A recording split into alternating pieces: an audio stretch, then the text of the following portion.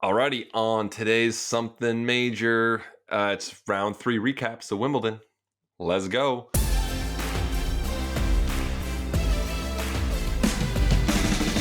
All right, everyone, it's a two-man pod today. I love the two-man pods. We got me and Stevie J.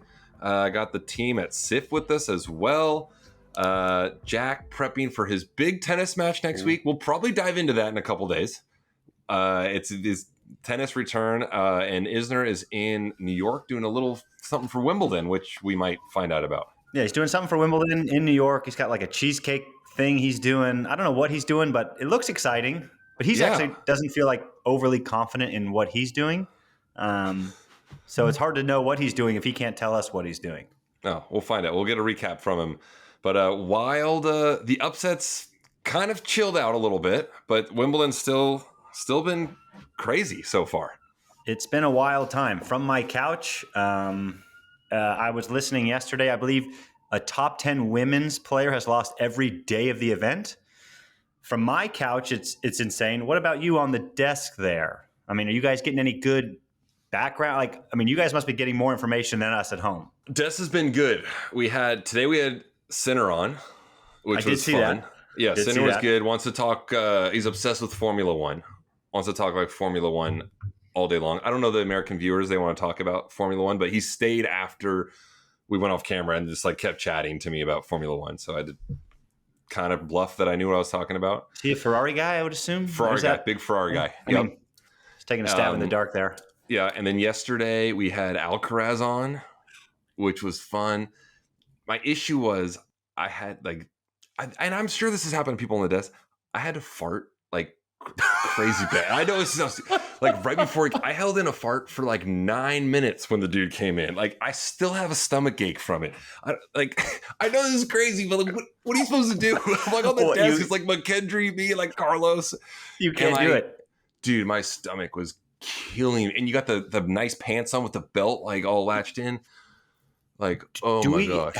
Can we attribute that to the poor diet you've been on of just like acai bowls and whatever else you've been eating? Yeah, Werther's Originals, those little that's what it caramel. was. You just sit in the green room and eat crap, and then just like, oh man, and I'm a little nervous when Carlos comes on or Yannick. I get a little nervous, and understandably, it just made it worse, and my stomach still hurts. I held it in for a long time. Those kind of jitters different than your first walk out to center to play at Wimbledon?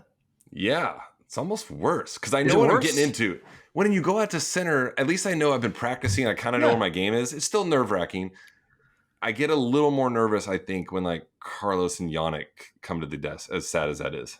When were you, I don't know if you asked like Fowler this, when you were doing the bunker with him on center the other day, did you happen to like ask him if he still gets like kind of nervous doing these kinds of things? Or is he just like so far beyond that? And like, did it take him like 5 years, 10 years? Like, yeah.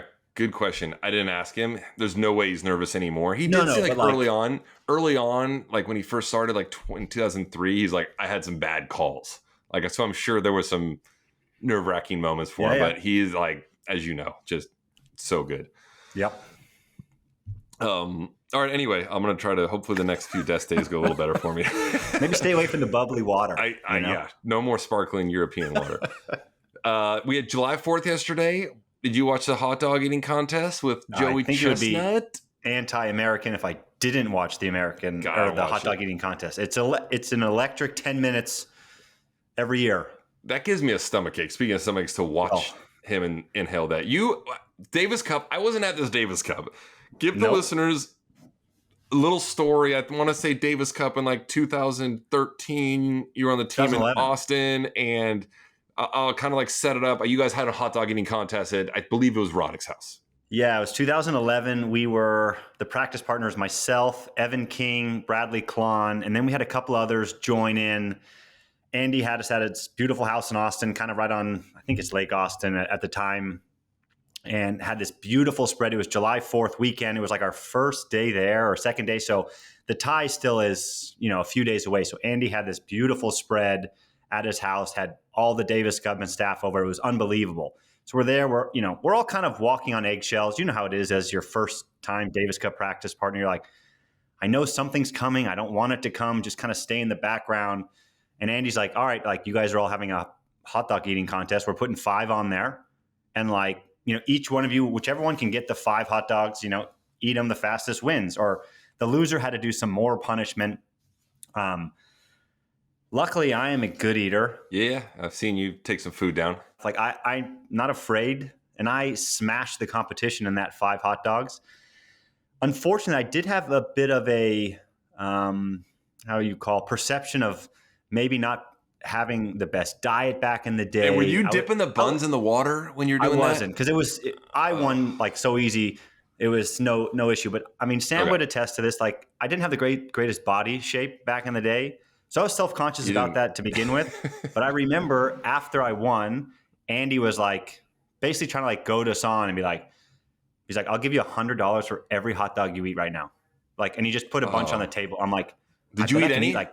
I thought I could eat like at least 5 more. And I'm like a 21-year-old college kid, like $500. Like, but I remember Jay Berger just looking at me and Courier being like, you are absolutely not touching one of those. Like, this is insane. So like, I stepped away. Like, I didn't eat any of the food in Andy's house because I was like so self-conscious that I'd already eaten 5 hot dogs and like didn't want to eat any more food. It was kind of a sad day actually after all was said and done. But I'm 1 for 1 in the hot dog eating contest. As far as tennis players, you're the best hot dog eater we know of. I actually would still stack myself up against anyone.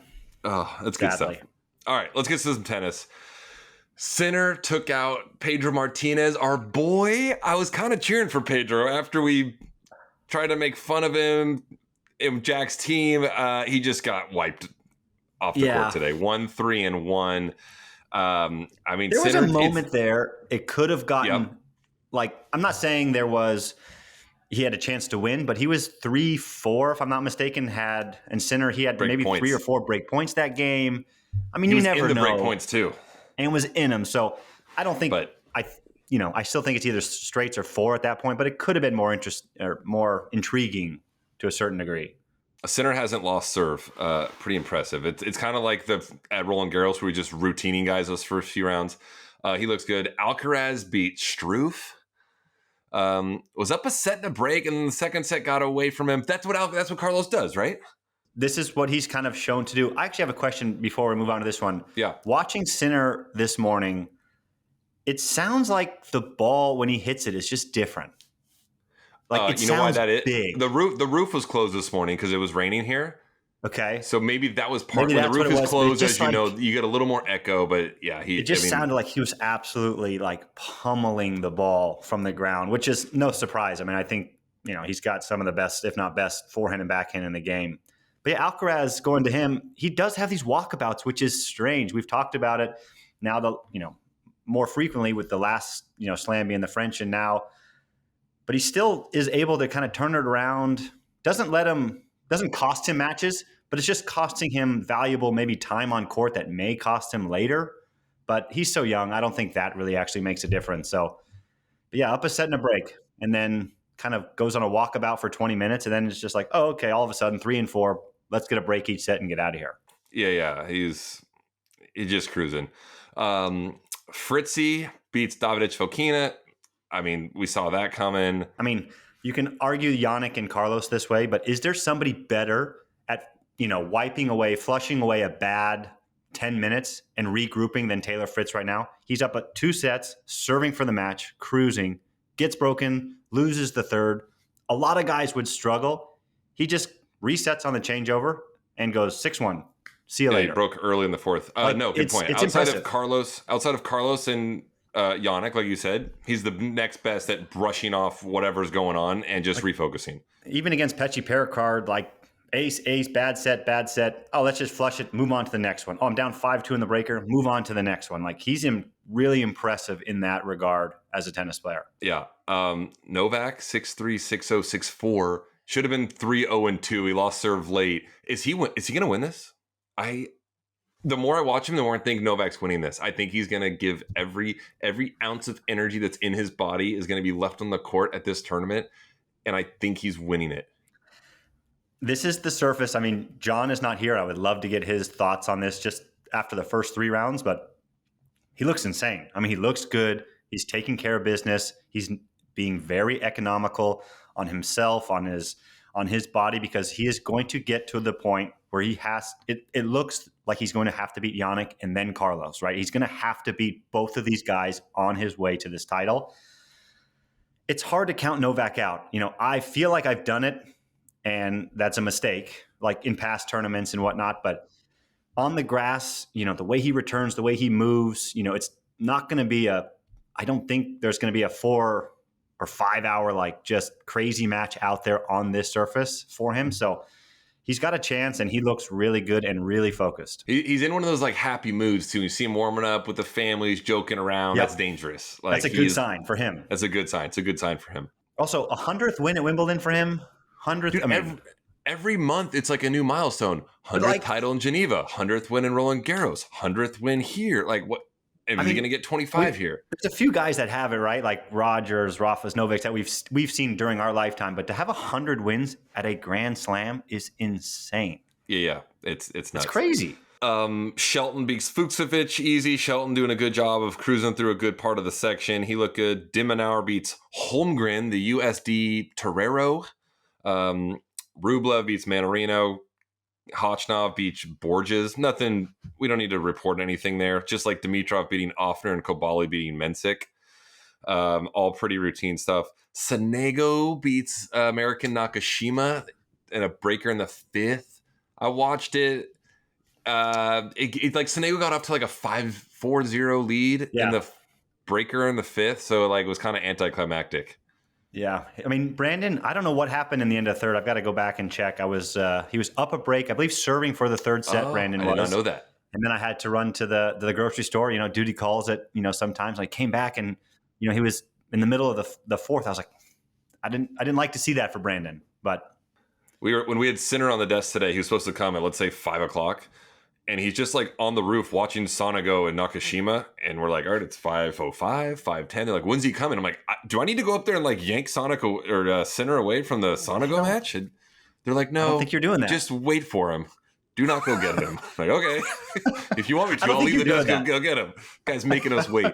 Our boy Fonseca went down to Jari. I thought that was going 5. I was calling that match. Brutal. I credit to Jari though. He saved 6 break points in the 4th. He's got a big game. He's got a big game. Good for the grass. He's capable of being very good. He's obviously struggled, with some interesting ailments the last year, and he's talked about it here. This not being able to see or things of that order, like dizziness. Big no strip guy. It's so like. I mean, he made the finals of Rome last year, so he is capable. And he's got a massive serve. He hits the ball hard and flat. And so he is dangerous on the grass, clearly. I mean, he's made the 2nd week now. But yeah, bummer for Fonseca and all the fans, because I think people really would have loved to see him on Monday. We needed him. All right, 3 more here. Nori won. Thompson won. Marchajajak beat Rinderknecht. Talk about some crazy names. I was thinking about this earlier today, like watching Rinderknecht play out there. I think it's got to be hard to win your first round on center and then just progressively go to worse courts, right? Do you know what I mean? Like I beat Novak in the 3rd round in 2016. It was on court 1. Yeah, and then my next round I was on court 18. I was like, this sucks. Yeah, it was weird, right? Yeah, exactly. I played Mahout, but I was like, what, dude? Get me on one of the big courts. Like it's hard because you go from this massive stadium, and he was out there on like court 12. He lost this match on like court 12 today. You're like, oh. Right, like, that's he beats Zverev, and just no one will ever remember that now. You lose on court 12. All right, let's move over to the women. We're gonna have a new champion on the women's side for the 9th consecutive year. I mean, the men's side there's upsets. The women's side is straight chaos. It's chaos. There's no better way to explain it. Every time I think I've got it figured out, you just get smacked in the face. It's like Sabalenka's the favorite, but then also there's like 7 other women that could win it. Her match against Raducanu, great match. 7-6, really 6-4. Impressive from Raducanu because after Sabalenka won that first set, which I didn't think she was going to, I was like, oh, Sabalenka's going to win the second to like 6-0 or 6-1.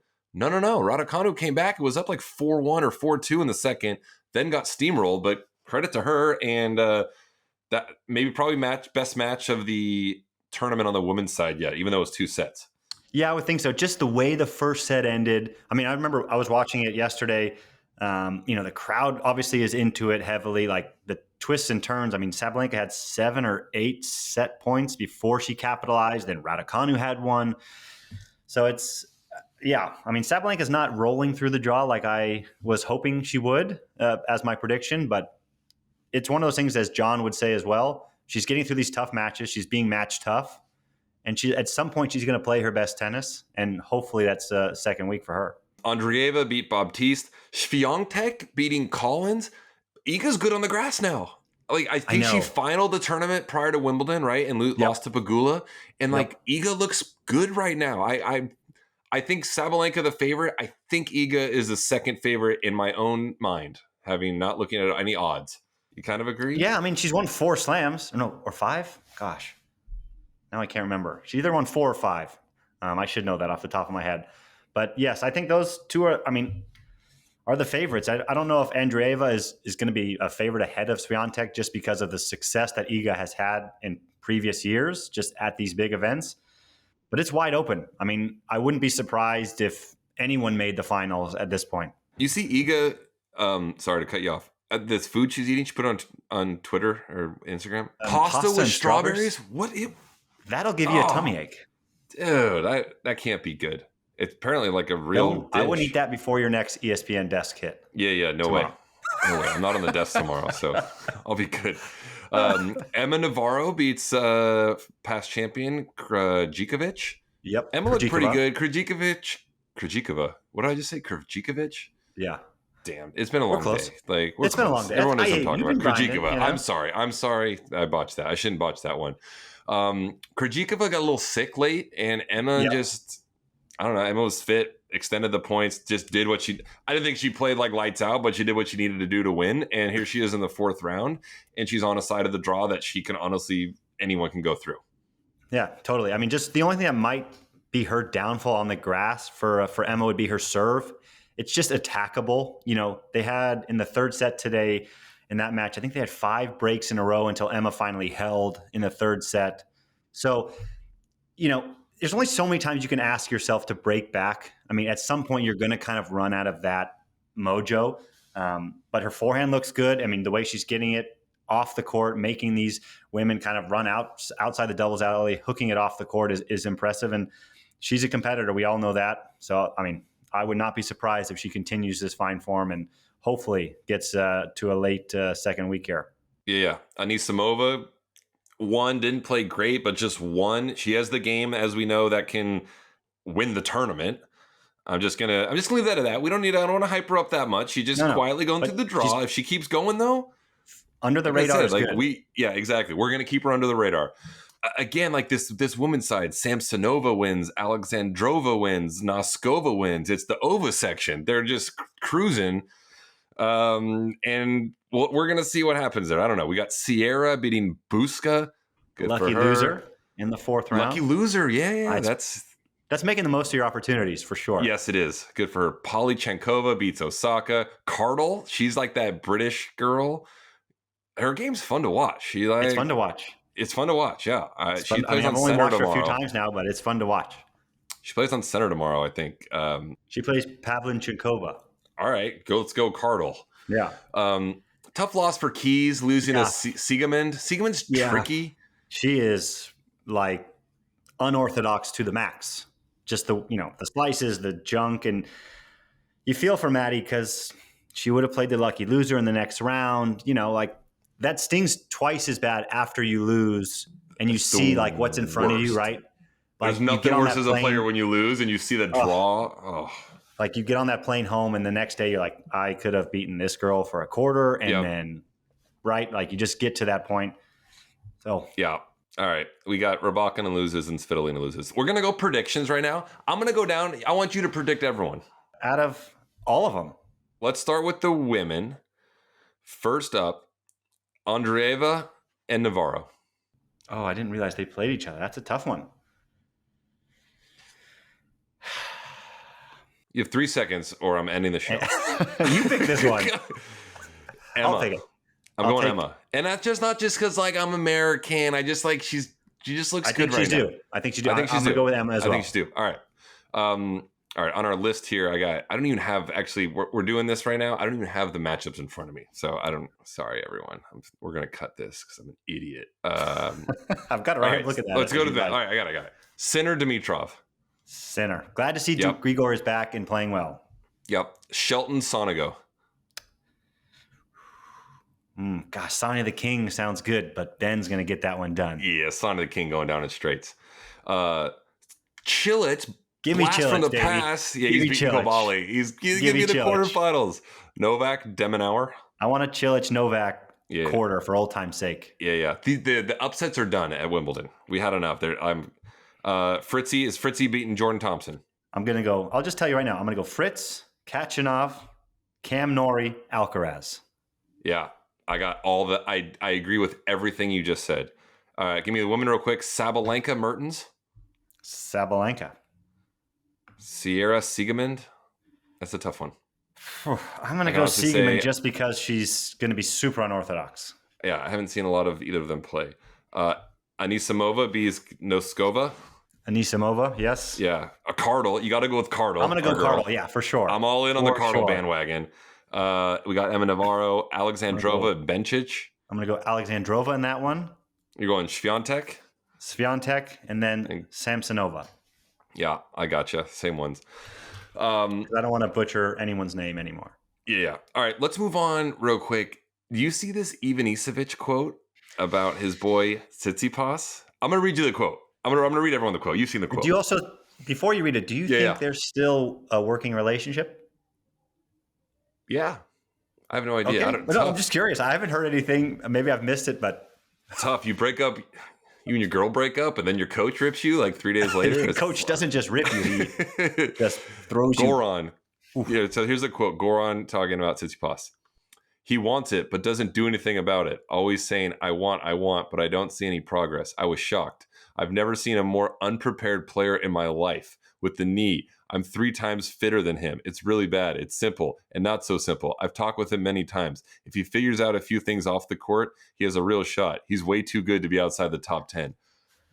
So Goran's either getting fired tomorrow morning, or maybe this is like the spark and he gets him back in the top 10 because Tsitsipas has been playing like garbage for his standards the last like year. Yeah, well below his standards. Like, whoa, what a quote. What a quote. Did someone interview Goran? Where did this quote come from? Either way, sometimes it just needs to be said. You know, there's only so many things you can say in private. I guess, if your point doesn't get across. And look, Goran has worked with Novak for years. So he has seen what a professional tennis player should be doing at the highest level every single day, right? Novak is one of the most professional players out there. He's just dialed in. Every day he's doing something good for himself, for his body, for his game, for his future on the tennis court. As you can see that, he's 38 and still at the, near the top of tennis.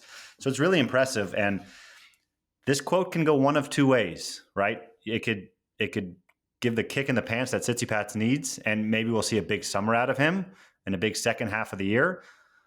Or he could kind of fire Goran and just go back to whatever he's been doing and stay top 30, I guess. I don't really know. He literally said he's the most unprepared player I've ever seen in my life. That's not what you want to hear out of your coach. That can't be true. That can't be true. I mean, Tsitsipas is pretty freaking good. There's a lot of players that are probably unprepared, but maybe relative to his level. But that's not mincing words for sure. All right, we'll see how that shakes out. Let's give a little update on the snake draft. I'm in the lead. I have 8 points. John's in second place with 6 points. Jack with 4 points. And Stevie, your crappy team, has 4 points. Well, Jack has nobody left, okay? Yeah, you need Carlos. If Carlos makes the final, you should be done. I should have got Hubie's lucky loser, but that's fine. Yeah, hey, rules are rules. Bracket update. I'm now in first place. Jack is now last place. I'm in first. Stevie, you're in second. John in third. Jack in fourth. Still and remember, a close race here. Loser of that has to awkwardly do an episode shirtless. I will say, though, the one thing that I noticed here in our 4 draws, Jack has Sinner winning. So if Sinner wins, He's going to He's have good. enough points to beat all of us. Yes.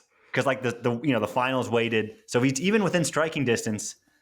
That's going to be a big one. I'm going to get outside, maybe take the shirt off for a little, maybe do a couple push-ups. It's going to be so awkward. The camera's only going to see my head. Yeah. It's going to be a lot of headroom in the next video. All right, that's it for the round 3 update. We're on Nothing Major Pod on X, Instagram, TikTok. I'm trying to think. I don't have anything else to say. Do you still think you can beat Hubie Hurkacz now that he has a hurt knee? I don't know, James. I'm playing the Legends this week at Wimbledon. James Blake and I have our first match on Tuesday. Ooh, how's the form looking for you guys? We haven't hit a ball since we've been over here. Good. So not good. I've seen some of the other Legends players hit. We're not going to be that good. Who? What other names you got for us? The Bryan brothers are playing. Hewitt, Malise, Baghdadis, Shardy, Cabal, Farah. Huh. I want to say I saw Lindstedt on the practice court. I did see him. Yeah. Okay. The other Legends guys are like practicing. You guys are in trouble. I would also feel like an idiot if I was taking a practice court week 1 while like real players were playing, so I refused to take the practice court. That's a good point. I mean, you did get transportation tonight. You don't feel bad about that. I get the look. That's why you play the Legends, because my badge, I get the transportation and I can go into the lounge. You didn't want to. Wait, can you go in the lounge with your Final 8 badge or no? No, Final 8. There's a separate Final 8 club for people that make quarterfinals here. I'm yet to go in it. It's somewhere on the grounds. Where is it? Do you know where it is? It's over on like the main stadium. I assume it's just like a bunch of 80-year-olds sitting in there that like made a semifinal in doubles in like 1971 and they're smoking pipes. But I don't know. I'm gonna pop in there this week. I'll pop in there tomorrow. I'll report back in 2 days. Report back on Monday's show, please. All right, I'll do that. All right, we'll see everyone then.